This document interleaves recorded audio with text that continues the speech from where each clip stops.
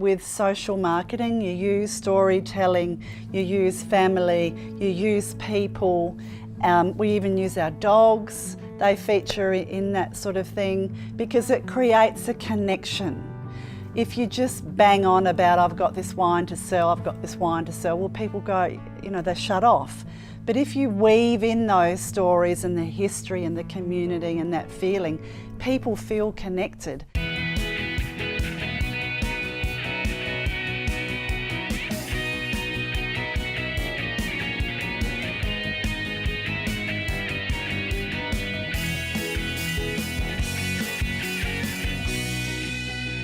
Hi Kathy, thank you so much for having me here at Paracombe Wines for the next episode of Be The Drop. Amelia, I'm just delighted to have you here. Welcome. Oh, and what a cracking day. We have absolutely scored.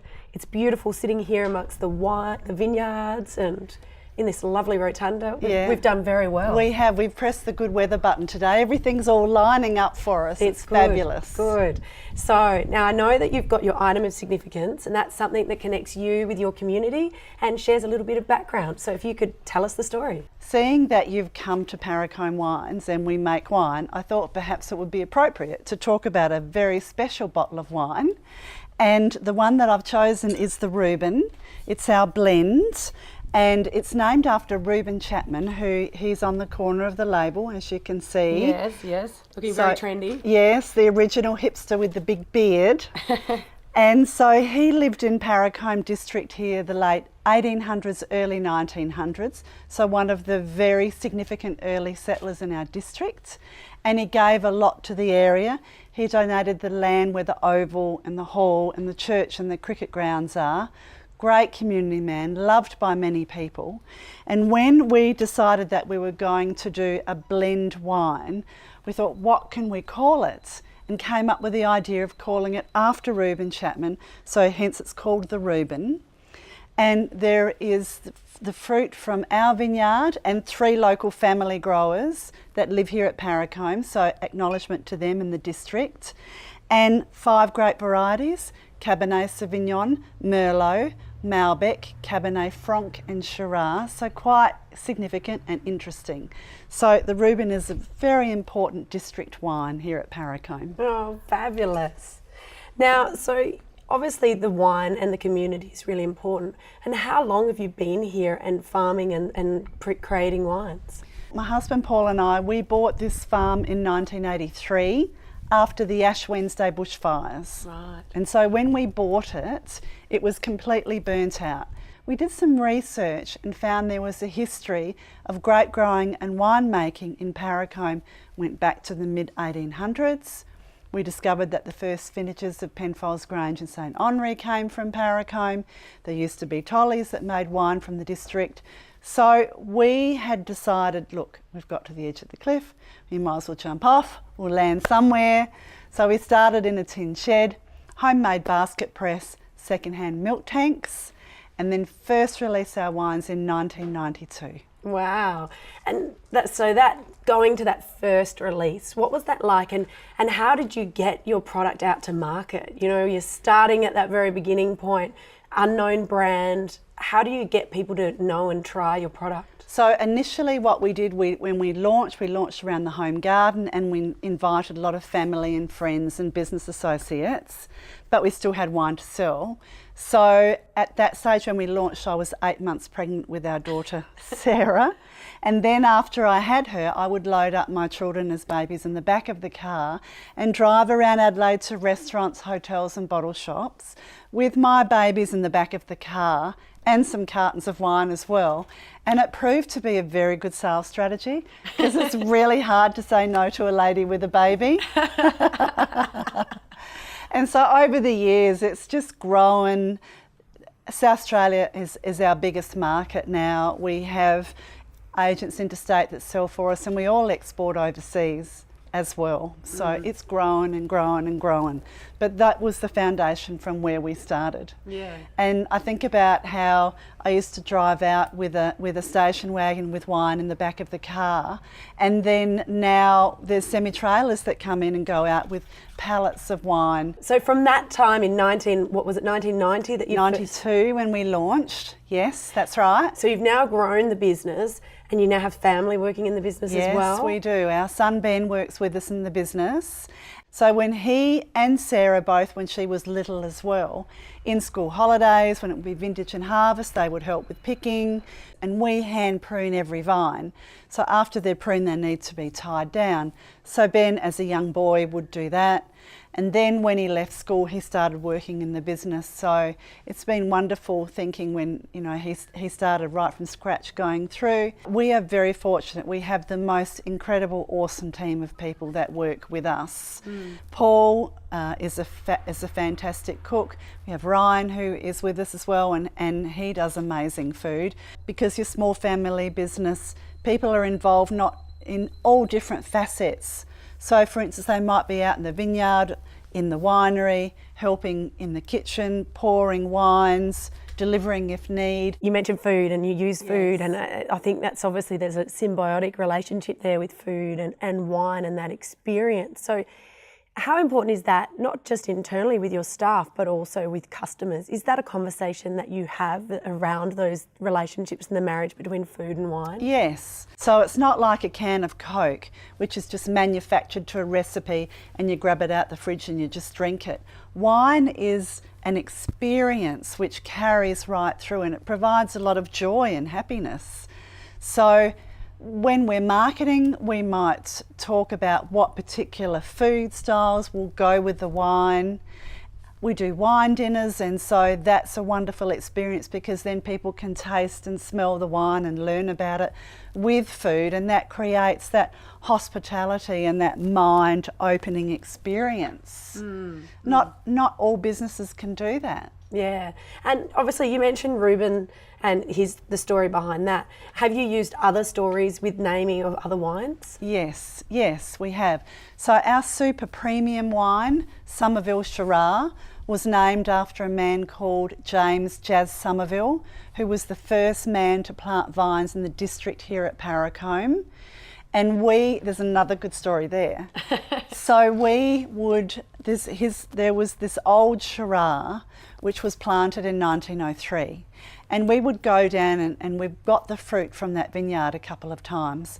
And the people that actually had those old vines decided that they didn't really want them anymore. And we were set to get the fruit from them one year, and the people had horses, and they'd left the gate open and the horses got in and ate the crop. Oh no. Then another year we were set to harvest the fruit, and some people came during the night and stole the grapes. So then what happened was we went in and we dug each vine out individually. Paul went in, because if you can imagine, old vines have got a long root system. So Paul went in with a tractor and a deep ripper to cut off the root system, and then dug them up individually and transplanted them next to our home. And then now we're the custodians of those centurion old vines, and we have that wonderful wine named after James Jazz Somerville called Somerville Shiraz. Yeah. And we do, it's only a small amount that we do, and it's very delicious. So obviously, you know, in these stories, you've got a strong connection with place and location and community. Yes. How important is it to weave that in and around your products? I think it's very important, and for instance, even with social marketing, you use storytelling, you use family, you use people, we even use our dogs. They feature in that sort of thing because it creates a connection. If you just bang on about, I've got this wine to sell, well, people go, you know, they shut off.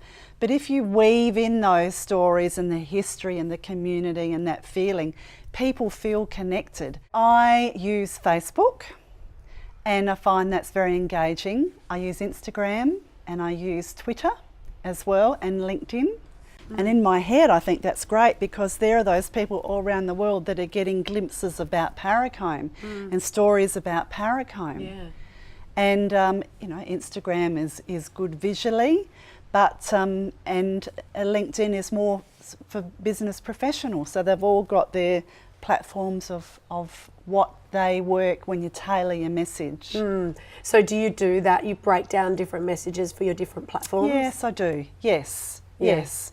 So say, for instance, LinkedIn, I might make a mention about we've got 4 wines on the shelf in wine stores in Sweden with the government monopoly there, or I've been over at a fair, or we've won an award or something significant that's happened there that I'm thinking about. I want to target people internationally and local people, professional people. Facebook is, very much general people, quite broad based. And do you think that at the end of the day, that the sharing of those stories and that sort of engagement, do you see that provides a benefit to the sales volumes? Does it help drive that connection so far that people will actually come in and purchase wines or buy it online? I think it does help to a point, and what it does, sometimes it's not instantly measurable.